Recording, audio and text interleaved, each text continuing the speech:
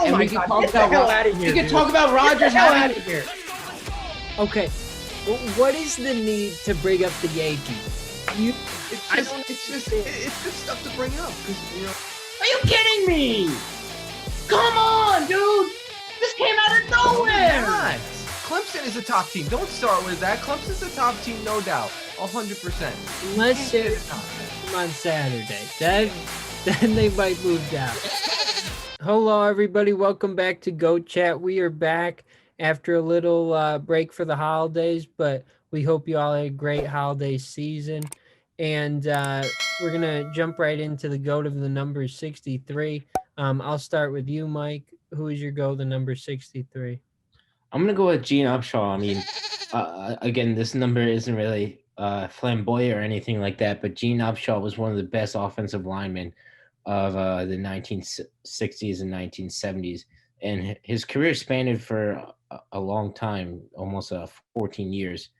He played left guard for the Raiders, a 7-time Pro Bowler, 5-time All-Pro, 2-time Super Bowl champ, and 1-time AFL champ. And he's also a part of the Hall of Fame 1970s team.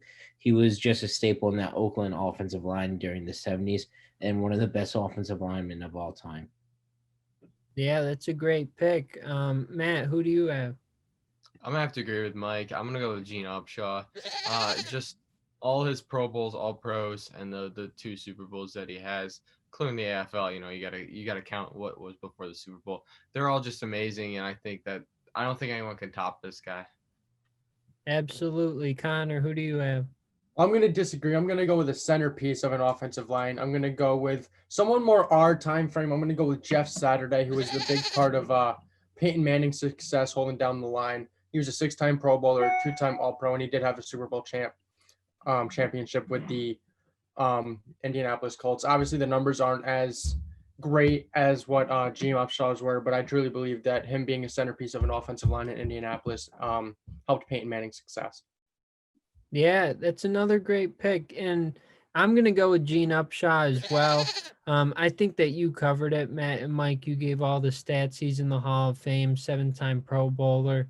He put together a really great career with the Raiders. And I think you touched on, all of his stats and accomplishments, but he had a great career. And I think that your pick, Connor, is great as well. So, yeah, I think we had some good picks here. There you go. We have a great episode planned for you guys. It's the first one back from the holiday. As Tommy said, we all hope you guys had a great holiday season. Now let's get back into the swing of things with Go Chat. Welcome back to Go Chat. We are back to talk about some college football. Since we've been on break, obviously there's been a lot of college football news, including the Final Four, college football playoff. We found out that Alabama's at 1, Clemson's at 2, Ohio State at 3, and Notre Dame at 4. That meaning that Alabama and Notre Dame are going to be playing in the Rose Bowl at 4 o'clock this coming Friday, New Year's Day, and then Ohio State Clemson, a kind of a rematch from last year, is going to be playing at 8 p.m. on Friday as well. And then we also found out that the teams not making it into it, meaning 5 and 6, were Texas A&M and Cincinnati. Could be a snub there, could not. We'll find out what we think coming up in this segment. I'd like to start out with these 2 games. We're going to start with Alabama and Notre Dame. Personally, I think this is a little one-sided. I'm not sure if any of you guys are going to go in the favor of Notre Dame, but I think Alabama is going to take this one. We saw what they did against Florida. Connor thought Florida was going to win, but we saw what they did against Florida. It was a shootout, but you just see what that offense can do. I think it's the best offense in the country. So I think Alabama is 100% probably going to kill them at least. I don't know what the spread is, but I just think 19.5. I think they're probably going to cover that. Connor, what do you think? Yeah, I'm going to have to say that this game is also pretty one-sided. I mean, Mac Jones and Devonta Smith are both Heisman finalists. They both had great seasons. They could both find themselves in the first round of the NFL draft this upcoming April. I just think the offense of Alabama is going to be too outmatched for Notre Dame's offense. Notre Dame does have a pretty decent defense, and they've shown that throughout the season, maybe lacking the 2 games against Clemson because of Clemson's offense. But, I mean, Ian Book is going to have to play to his highest potential, the best game he's played his entire career if they want to be in this game and to try to find a way into the college football championship. Not to say that this hasn't happened before. I mean, remember back to the first college football playoff in 2014 when Ohio State had Cardell Jones going up as a 4 seed against Alabama, and they wound up winning that game, and then they beat Marcus Mariota and the Oregon Ducks in the championship. So not to say that Notre Dame can't do it, but it's going to be a tough road for them to go up against Alabama in the first round. Do you think they cover the spread? Might as well ask that. 19.5. I mean, what was the spread for Florida? That was 14.5 or something along those lines, and they only lost by 6. I don't know. Alabama's defense has definitely got to step up. I think Alabama's defense has definitely been the focal point of their practices lately because Nick Saban, he doesn't like getting scored 44 points on him. That's not Nick Saban. Or I think it might have been 46 points. That Nick Saban was not happy with that SEC championship game. Yeah, your offense put up 52 points. When your defense is allowing 46, there's still something wrong there. So I think the defense is definitely going to have to step up. I'm going to say they don't cover the spread. Tommy, what are your thoughts? Yeah, I mean, I agree with you. I think that it's definitely Alabama here. I don't think it's going to be particularly close, but at the same time, I wouldn't be surprised if Notre Dame made it close because we've seen it this year. They are a really good team. Obviously they're the 4th ranked team in the country, and it's debated whether they should be in or not because of that loss to Clemson in the ACC title game. And they didn't look great. 34-10 was the final score, and their defense has struggled a little bit over the past couple games. The game before that was against Syracuse. They gave up 21 points. And, nothing against Syracuse. I'm a Syracuse fan, but at the same time, when you're giving up 21 points to that team, it's not great. It's not a great day, but they're going to be, I think they'll be okay. I definitely think that they'll be rested and ready to go for this game against Alabama, but you said it. I mean, Alabama, they're the undisputed number 1 team in the country. They're incredible. They've had a really good year. So I have to go with Alabama here. I don't think it's going to be that close, but I think at the same time, you got to recognize that Notre Dame, they're a really talented team. They could make it close, but it's going to be Alabama for me. Same question to you, Tommy. Do they cover the spread? No. I'm going to say no. I don't know. That maybe. But I'm going to say no. Mike, what are your thoughts? Yeah. At this point right now, Alabama is probably the best team in the country. They have the best offense. I mean, high flying with Mac Jones, Devonta Smith, and Najee Harris in the backfield. They just are so efficient through the air and on the ground. And I really don't see any way Notre Dame stops them. I really don't. I just think Alabama's, no matter, how much their defense faltered last week against Kyle Trask in Florida, I think Nick Saban will get it together, at least for this game. And I think they're going to handle Notre Dame pretty easily. And yeah, Connor, I do think that they will cover the spread. I think they'll win like 27 points. Imagine if Jalen Waddle was actually playing too throughout these games. I mean, Jalen Waddle went out. I think he broke his ankle very early on throughout the season. And I mean, that's the reason why Devonta Smith stepped up in such a big role. But they had Jalen Waddle and Devonta Smith both on the field. I mean, this offense wouldn't be stopped. They're not already stopped. And I mean, I don't think Devonta Smith would be even a Heisman consider if Jalen Waddle was on that offense, because he's kind of carrying that offense per se. Because I mean, nothing against Mechie, but Waddle and Smith are another tier. I mean, they're 2 of the best wide receivers coming up in the draft class in April. So it would be unbelievable to see Waddle with Jones and Smith on that offense. It would blow my mind. I mean, we go back to the LSU wide receivers and Jamar Chase, and I mean, we probably opened up this college football season with him being the number one receiver going into next year's draft, and now I'd probably rank him at 2 or 3.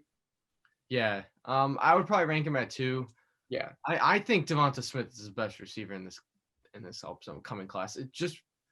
So Jalen Waddle broke his ankle. That's why I'm ranking him at 3. We're kind of going off task, but still, I would rank Waddle at 3 because he had a broken ankle. He's got to recover from that. I would put Chase at 2.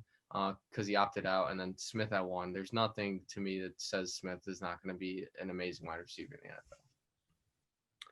Why don't we swing it into the next game, the more contested game, I would say. They had a really good game last year in the college football playoffs. The same spot.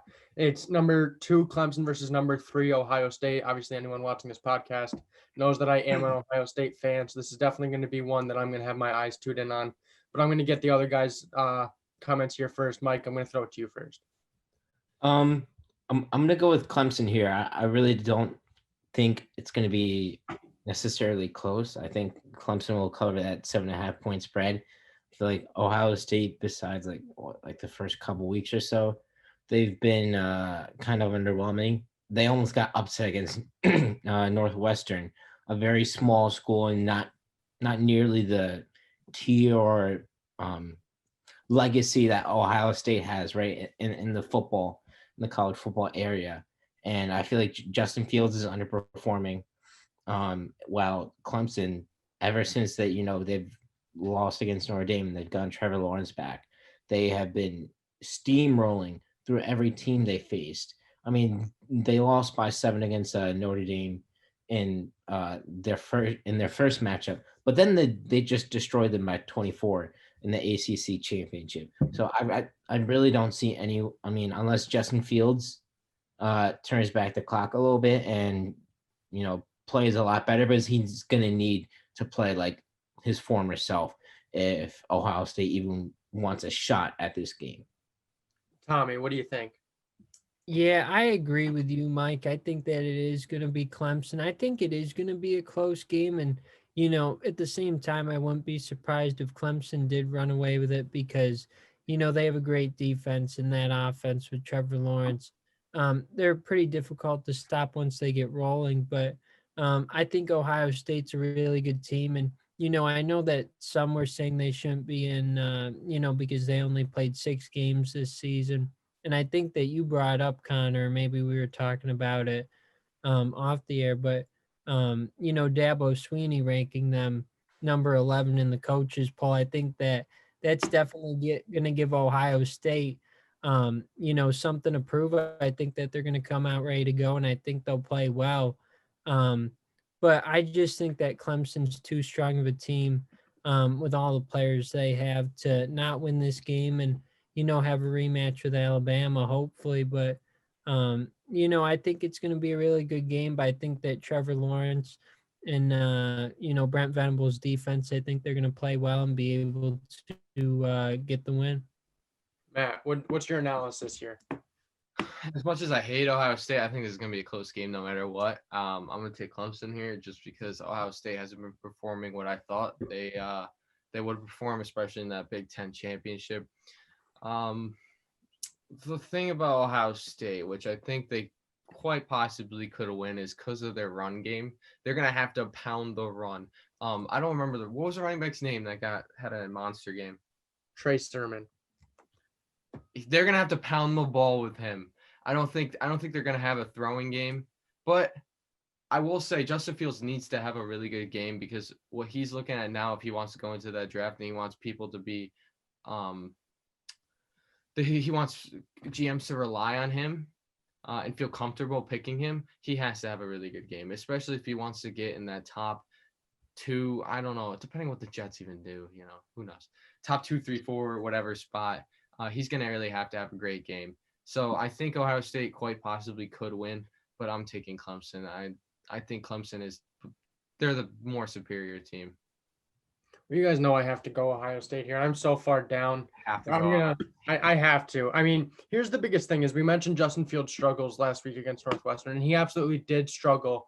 But he also was without his top wide receiver in Chris Olave, who is out due to COVID reasonings.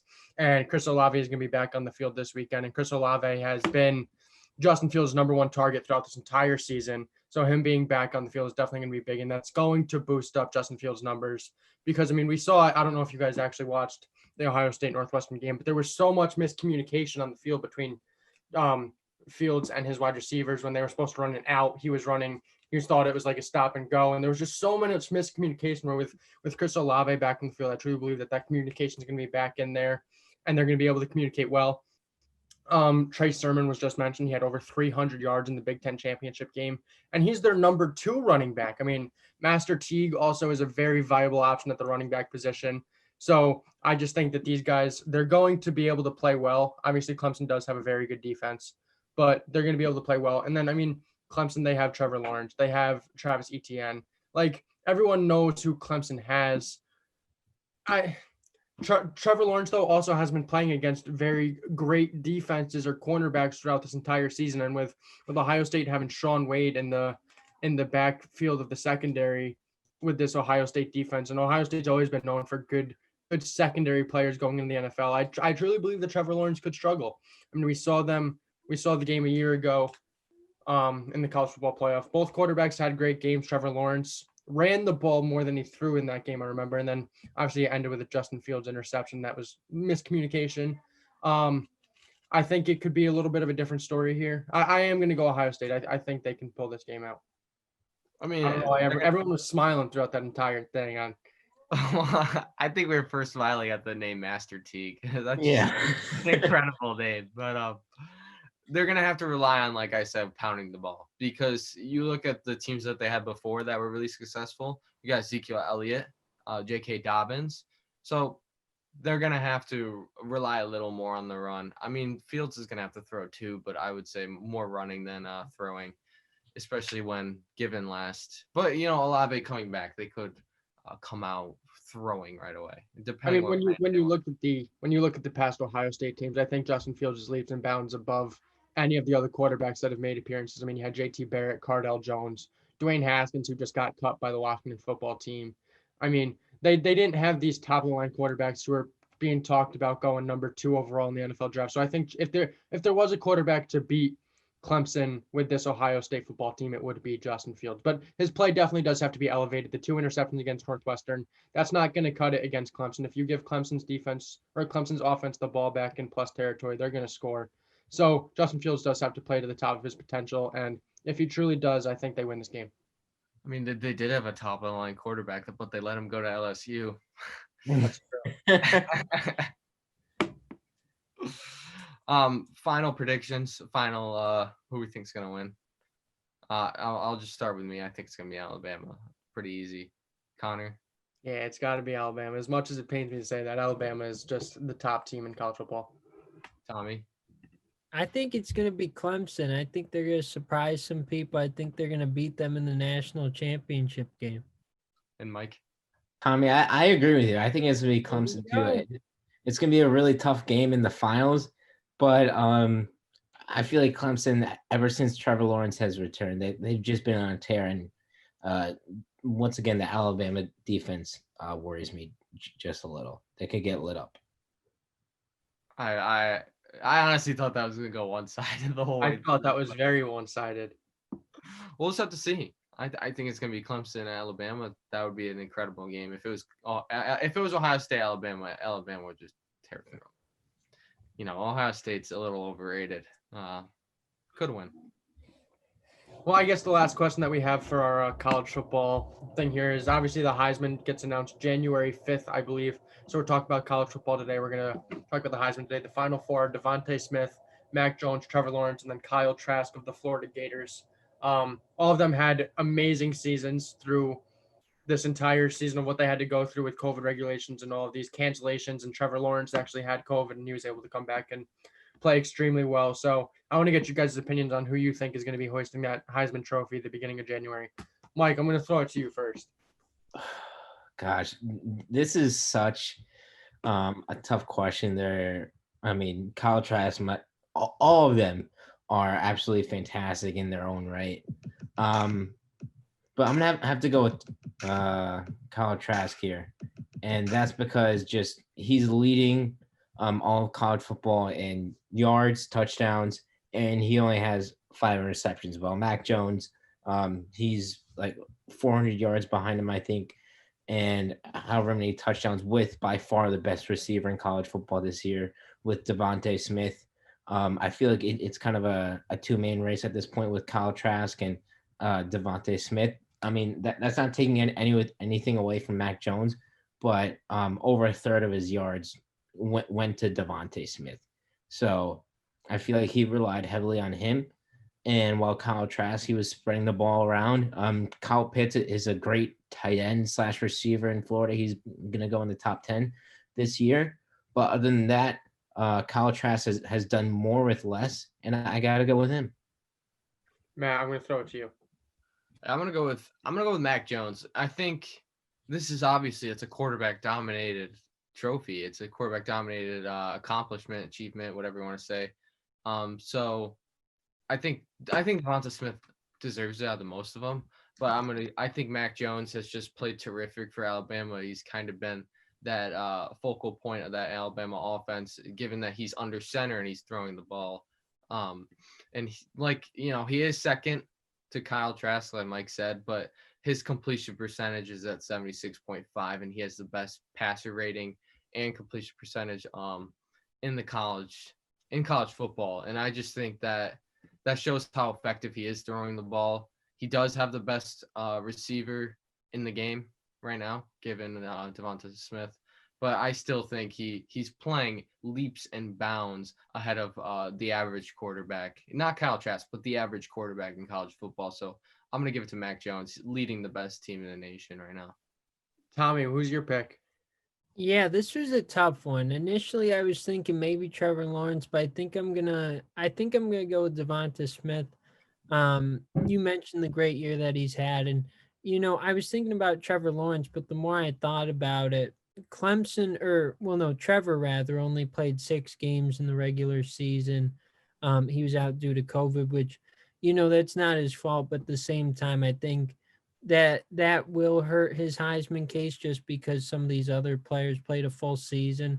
And I don't want to take anything away from Trevor. He put together a great year, but for me, it's got to be that Smith put together a really good year all around. And I'm looking at some of his numbers here. Let's take a look. But no, I mean, he put together a really good season for Alabama, and I think that you touched on a lot of it. But he's my pick. Yeah, I'm gonna have to agree with Tommy and go Devonta Smith. Just to put some numbers to the words, he had 98 catches, 1,511 yards, and 17 touchdowns in 9 games. That's 15.4 average yards per carry. Now, the last wide receiver to win the Heisman was Desmond Howard back in 1991. And Desmond Howard's numbers, he had 61 catches for 960 yards and 19 scores in 12 games. What Devonta Smith did in 9 games is way above what Desmond Howard did there for Michigan back in 1991. So, I mean, Mike said it was a 2-man race between Kyle Trask and Devonta Smith. I'm going to say it's probably a 2-man race between Devonta Smith and Mac Jones, and I think Mac Jones is going to get the better of his quarterback. I mean, I didn't touch on this, but I touched on his completion percentage, but he's actually second single season right now behind Colt McCoy. Colt McCoy 76.7, Mac Jones 76.5. Behind him, Joe Burrow, last year's winner, 76.3. Mac Jones has just been playing absolutely effective, and he's the one throwing the ball. I would give him he's the one throwing the ball to Devonta Smith. I think if it was a typical college quarterback, Devonta Smith would not have any numbers close to relative what he has now. I mean, he would still be a leader on the team receiver wise, but he would not have the amount of yards that he does right now. Okay, I get, Mac Jones has been great this whole year, but Kyle Trask has 11 more touchdowns than him. Once again, over a third of his yards have gone to the best receiver in college football, Devonta Smith. So I don't really get this narrative where Mac Jones, he has a better completion percentage, whatever, right? What I'm caring about right now is that he has 400 more yards to many more different receivers. His offense is much more reliant upon his skills than the Alabama's offense is reliant upon Mac Jones' skills. I would argue that they're much more reliant on Najee Harris and Devonta Smith, while that whole Florida offense is centered around Kyle Trask. And he only has one more interception than Mac Jones. Yeah, Mac Jones has a better completion percentage and passer rating, but Kyle Trask just absolutely trumps him in every other statistical category with way less premier weapons around him. I mean, Yeah, I mean, you make a good point about the weapons, but you do have to remember that he has Kyle Pitts, one of the best red zone threats. I'm not saying that Devonta Smith is probably a better red zone threat, but he also is one of the best red zone threats, and he's a tight end too.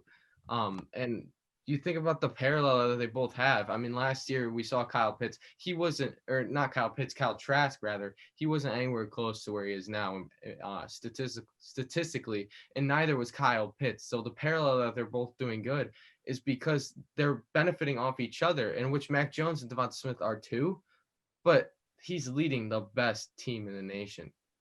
I understand that whole thing, but when Mac Jones replaced Tua last year, they missed the college football playoffs. That does not happen out in Alabama football. And Kyle Pitts, yeah, he has 12 touchdowns on the year, but he only has 770 yards. That's half of what Devonta Smith has. The Heisman is also a single season accomplishment, so we can't mention them missing it last year in comparison to this year's stats.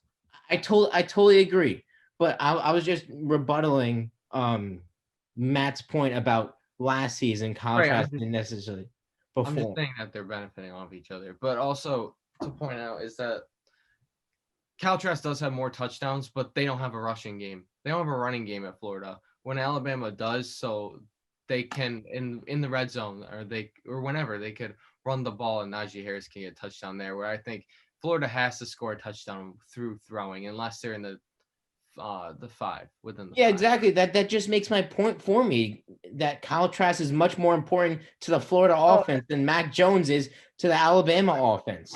No, I'm just saying that's why that's one of the reasons why Kyle Trask has more touchdowns than Mac Jones. It's not because Kyle Trask is a better quarterback or not.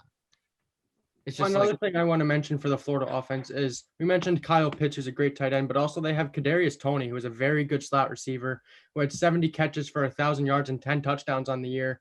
I mean, that's another reason why Kyle Trask has been very successful. He also has very viable targets. I mean, Devonta Smith, yeah, maybe he was the Alabama's passing game entire offense because he was the best wide receiver in the nation. But Kyle Trask, I mean, he spread the ball out more. That's not bad on Mac Jones, though. I don't know. I mean, I'm not a part of this argument because I believe Devonta Smith is getting the Heisman Trophy, but if I had to choose a number two, it would have to be Mac Jones here, and that's because of the level of play. They're the number one team in the country. Like the Heisman Trophy is also considered like the MVP award, so to speak, in the NBA and in the NFL. And the MVP award oftentimes goes to the best player who can lead their team to their best season. And that's what Mac Jones is doing. And Kyle Trask is leading a 9-3 Florida Gators team. Oh, I understand that Alabama is a much better team than Florida, right? Obviously, Alabama has much more talent surrounding Mac Jones than Florida does, than Kyle Trask has around him in Florida. But Kyle Trask has just lifted this Florida team to a place that they've never been in years. And they only lost to Alabama by 6 last week. They lit up a Nick Saban defense. That does not happen very often. I mean, we could continue about this argument. Obviously, I have my foot in the ground saying that Kyle Trask is much more deserving of the Heisman Trophy than Mac Jones. I'm not saying that, obviously, depending on what the voters do, Mac Jones could 100% be the Heisman. But personally, for me, it's a toss-up between Devonta Smith and Kyle Trask just because they've been so dominant in their own right. So, yeah, I'll just leave it there. I mean, I'm just going to leave this. Mac Jones actually has the highest passing efficiency rating, which is the passer rating in a single season record. He's got the record over Burrow right now, 202.3, Burrow at 202. So he's just been an effective thrower. I think Kyle Trask is amazing, though, too. I think he's going to succeed in the NFL. I think both of them will. But my pick is Mac Jones. Well, I think this has been a great debate for the first episode after the holiday season back in Goat Chat. We're going to swing it in. We still have 2 Goat Pick games for you. The 2 college football playoff games that we picked in this segment, those are a part of Goat Picks. So we all went Alabama, and then I went Ohio State versus all 3 of them going Clemson. Those are for Goat Picks. Those are going to be the first 2 games of the new season number 3 of Goat Picks. But we do have 2 more games to wrap up season number 2. Those are going to come up next, and we are going to finish out Goat of the Week. But we are going to be back with that right after this. Welcome back to Go Chat, and we are now here with the two final games of this season's GOAT picks. And unfortunately, I will not be partaking in holding up that trophy at the end of the season too. It's going to be down to Mike and Matt. One of them is going to take the crown off of my head. Mike currently holds a 1-game lead after a tough NBA or NFL slate rather on Sunday. It's going to come down to 2 games. We have a college football game and an NBA game. We're going to start with the NBA game. It's going to be a rematch of the Eastern Conference semifinals. It is the Bucks versus this Miami Heat. Mike, you have the first pick. Who wins this game? I'm glad that Connor was talking all that smack, and now he's not even running in the final legs of this round. But anyways, good job to Matt. It's him and I here. But I'm gonna go with the Bucks here. I think that they're gonna bounce back after an embarrassing 20-point loss against the Knicks. I mean, that's just absolutely horrible. I think Giannis is gonna come back with a fire in him, and they have Drew Holiday and Chris Middleton to take some of that pressure off him. If Miami tries to go back with that defense they had against him in the Eastern Conference semis last year. So I think it will be the Bucks in this one. Well, now Matt's going to be tied because the Miami Heat are obviously going to win this game. Matt? I'm going to go with the Miami Heat. I mean, in a regular day, I'd be going with the Bucks, but well, I'm third. I'm going to go with the Heat. It's pretty obvious. Tommy? I'm going to go with the Bucks here. I agree with you, Mike. I just think that they're going to bounce back. That's not them to lose to the Knicks by 20. I don't think that's going to be the Bucks team that we see all season. They're going to get back on track with a big win against the Heat. All right, now potentially the biggest game of GOAT picks. It is a Wednesday college football game, 6 versus 7, Florida versus Oklahoma in the Goodyear Cotton Bowl. Mike, you were arguing for Kyle Trask for the Heisman. Does he bring the Florida Gators a Cotton Bowl win? Listen, I really dug my feet in with Kyle Trask for Heisman there. Oklahoma is a really good team. They beat Iowa State last week. They've had a couple impressive performances across the season, but I really don't think that none of them were impressive as Kyle Trask and Florida's performance just as a whole last week against Alabama. They really gave him a run for the money. So I'm going to go with Florida here, putting all my eggs in one basket with Kyle Trask. He better lead me to the promised land, and I'm picking them to win. Now, Matt. I mean, I have to go with Oklahoma. I'm gonna put all my eggs in Lincoln Riley's basket. I think he's the more superior coach here. So let's go Sooners. I don't even like the Sooners. Whatever. Well, I'm going to go Florida here along with Kyle Trask and Mike. I think they're just the much better team. I think they put up 46 points against Alabama. I think they're going to be able to continue this and have a good end to their season, finish potentially 10-3 on the year. Tommy? Yeah, I agree with you, Connor and Mike. I think that Florida is just the better team, like you said. I think they're going to come out with the win. Mike convinced me. He had a good argument there for Kyle Trask. So I have to go with Florida. Although Oklahoma is a really good team, I think it will be a good game. But, Florida's going to come out on top. For people who don't even know like what we're doing, like that I have to go against, everyone's going to think I'm an idiot for picking them.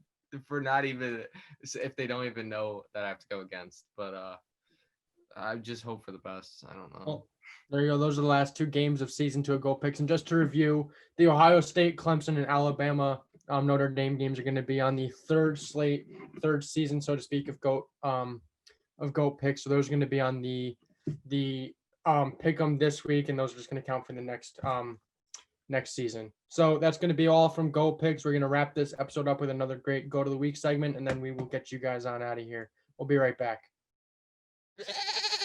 Welcome back to Go Chat. We are back with the Go to the Week.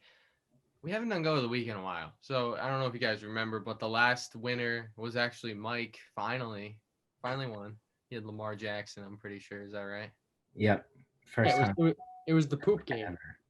Yeah, it was a game that we're not going to call it that, Connor, but yep, it was that game. So at the leaderboard, I'm still on the top. I think I'm sitting there, and then the rest of the gang are behind me. But we got some great picks. Obviously, the Christmas season, holiday season rather, just came around. So I'd like to hear your guys' pick. Tommy, I'm going to start with you. I hear you got a really good pick. Yeah, I mean, I don't know if it's going to win, but I think it's a good pick. I'm going to go with the GM of the San Diego Padres, AJ Preller. He had an incredible 24-hour stretch where he made 3 acquisitions for the team, traded for Blake Snell, which, that came out of nowhere. I didn't even see that coming. Then they signed an international prospect. I forget his name. I know his name. I'm probably not gonna pronounce it correctly, but he's an infielder, and I think that's a good move as well. And then they acquired Darvish yesterday as well. They traded for him in a 7-player deal, and they also acquired catcher Victor Carantini, who is a really good up and coming player. So, I can't even believe that happened in 24 hours. I've never seen anything like it. So he's got to be my go of the week, because that Padres team, we saw what they were able to do last year, and now they're in an even better position. So he is my go of the week. Do you think the Padres are World Series contenders, Tommy?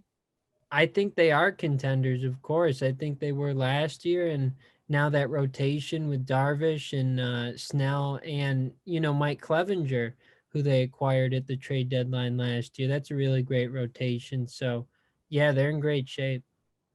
All right, back to the goat of the week. Connor, who is your goat of the week? Yeah, first, just to comment on the baseball, I definitely think the Padres are getting a lot better. I mean, you have Fernando Tatis, who's playing the top of his game. Manny Machado's he's playing top of the line. I truly believe that them bringing in those 2 pitchers are going to be great for the Padres, and they're gonna give the Dodgers a run for their money on a repeat chance in the NL. But for my go to the week, I do have to go with Stephon Diggs. He, along with Josh Allen, led the Buffalo Bills to a Monday night victory over the New England Patriots, 38-9. He had 9 catches for 145 yards and 3 touchdowns. And then on top of that, he had 120 catches in the NFL year. That leads the NFL. He also has 1,459 yards, which also leads the NFL. I mean, he's had a absolutely great season. And just to add on to it from Monday night, he's playing top of the line. He's found his home in Buffalo. Mike? Okay. Well, first, before I say my go of the week, we're talking about go of the week, not go of the year, okay, Connor? So calm down with all those yearly stats about Stephon Diggs leading the NFL in receptions or whatnot, right? Anyways, I'm going with someone much more impressive than Stephon Diggs. And keep in mind, this man was benched at halftime because they were destroying the lines so much. They scored 34 points in the first half. Tom Brady threw for 348 yards, 4 touchdowns, had a near perfect QBR and a perfect pass rating. And yes, I know Matt's going to reveal his pick next. I know that's probably going to win. Let me make my case for Brady. He did all of this in the first half, in one single half. So say he played his second half, right? And say he only did half of what he did in the first half, right? That's 500 yards, 6 touchdowns, and a perfect passer rating with no interceptions. But Brady was absolutely phenomenal. He was phenomenal, right? And Alvin Kamara just had a few goal line touches. That's my case for Tom Brady. He's this week's go of the week, and he should win. He was playing the Lions, dude. Stephon Diggs went up against the New England Patriots defense, which is always amazing. Adoree Jackson, I mean, come on. Always amazing. They've gotten lit up the past however many weeks. I don't mean to say Adoree Jackson. He's on the Titans. I mean, JC. Yeah, I was like, what? JC Jackson. JC Jackson. Go ahead, Matt. Go ahead, Matt. Give us another go to the week win. All right. Man, where to start? This was a Christmas miracle for many fantasy owners. Alvin Kamara, he had 155 yards, 6 touchdowns. And to go with history, he is tied for the most in NFL history with Ernie Nevers of the Chicago Cardinals for 6 touchdowns in a game. And Tom had a great game. You talk about his first half, but he didn't tie any records because Aaron Rodgers tossed 6 touchdowns in one half, so didn't break that record in one half. So I'm gonna have to go with Alvin Kamara. Come on, 6 touchdowns. Also, the cherry on top is he won Drew Brees' son's fantasy for him. I'm at a loss of words. This guy was a Christmas miracle. Absolutely unbelievable. record tying, I guess. Could have been a record breaker if he got one more touchdown, but still, Alvin Kamara is gonna win the GOAT of the week. I don't have to tell you guys that twice. Yeah, whatever. End of the episode. Done. I mean, See you next time. It's always good to get back on here after the holiday season, talk with the guys. We hope that we're giving you guys good content. We hope you guys have a happy new year. You had a good holiday season, and we're going to be back again on Saturday.